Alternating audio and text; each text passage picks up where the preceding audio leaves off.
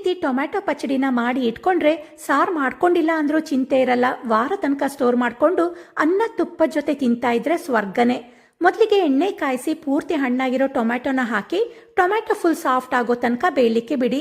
ಅಷ್ಟರಲ್ಲಿ ಮೆಂತೆ, ಜೀರಿಗೆ, ಸಾಸಿವೆನ ಚಟಪಟ ಅನ್ನೋ ತನಕ ಹುರಿದು ಮೊದಲಿಗೆ ಇದನ್ನಷ್ಟೇ ಗ್ರೈಂಡ್ ಮಾಡಿಕೊಂಡು ನಂತರ ಇದಕ್ಕೆ ರುಚಿಗೆ ತಕ್ಕಷ್ಟು ಉಪ್ಪು, ಖಾರದ ಪುಡಿ, ಬೆಳ್ಳುಳ್ಳಿ, ಹುಣಸೆ ಹಣ್ಣು, ಅರಿಶಿನ ಹಾಕಿ ಸ್ವಲ್ಪ ಇದನ್ನ ತರಿತರಿಯಾಗಿ ರುಬ್ಕೊಳ್ಳಿ.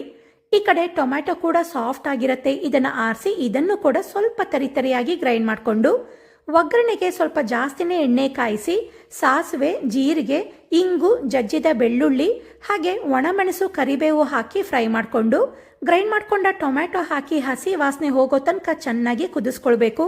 ನಂತರ ರುಬ್ಬಿದ ಮಸಾಲೆ ಹಾಕಿ ಚೆನ್ನಾಗಿ ಮಿಕ್ಸ್ ಮಾಡಿ ಎಣ್ಣೆ ಬಿಟ್ಕೊಳ್ಳೋ ತನಕ ಕುದಿಸ್ಕೊಂಡ್ರೆ ಟೊಮ್ಯಾಟೊ ಪಚ್ಚಡಿ ರೆಡಿ ಆಗತ್ತೆ. ಇಷ್ಟು ಸಿಂಪಲ್ ಆಗಿರೋ ರೆಸಿಪಿ ನಿಮಗೆ ಇಷ್ಟ ಆಗಿದ್ರೆ ನನ್ನ ಪೇಜ್ನ ಫಾಲೋ ಮಾಡಿ.